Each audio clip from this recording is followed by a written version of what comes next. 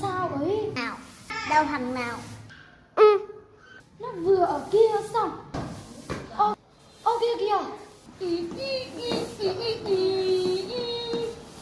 Nhà bị động kinh ở nhà. Đêm hôm đi làm này bị trúng gió.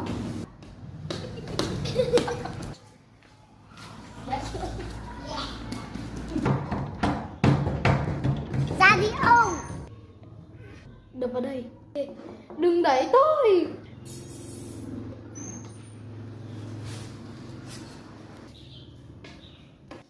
Thằng nào có cửa nhớ ông cho cái giết.